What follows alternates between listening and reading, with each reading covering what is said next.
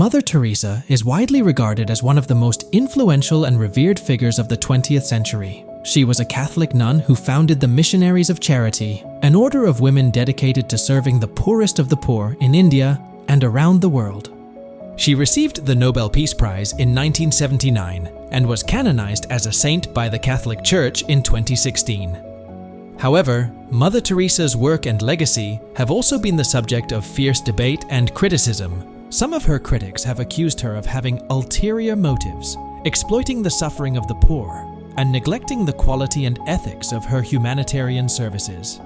In this video, we will examine some of the dark aspects of Mother Teresa's life and work, and how they challenge the popular image of her as a saintly and selfless humanitarian.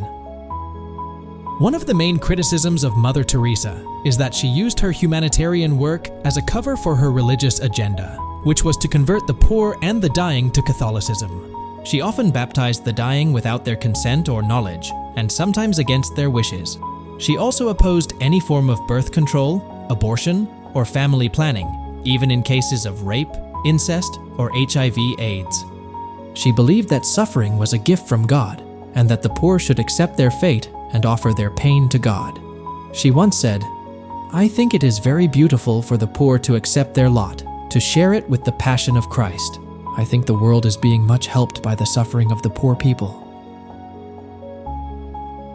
Mother Teresa ignored the root causes of poverty and injustice and focused only on providing palliative care to the poor. She did not challenge the oppressive systems and structures that kept the poor in misery, such as corruption, inequality, discrimination, and violence. She did not advocate for the rights and dignity of the poor, or demand better living conditions, education, healthcare, or social services for them. She once said, "We are not social workers. We may be doing social work in the eyes of some people, but we are really contemplatives in the heart of the world." Mother Teresa provided substandard and unhygienic medical care to the poor, despite receiving millions of dollars in donations and grants. She operated hundreds of homes and hospices for the sick and the dying, but many of them lacked basic amenities such as clean water, electricity, ventilation, sanitation, beds, medicines, and equipment. She also employed untrained and unqualified staff who often administered wrong or expired drugs, reused needles, and performed medical procedures without proper sterilization or anesthesia. She herself received the best medical care in private hospitals when she was ill, while denying the same to the poor. Mother Teresa associated with and accepted donations from dubious and notorious sources, without questioning their morality or legitimacy. She befriended and praised dictators, warlords, criminals, and fraudsters, such as Haiti's Jean-Claude Duvalier and Charles Keating, who was convicted of the largest savings and loan fraud in US history.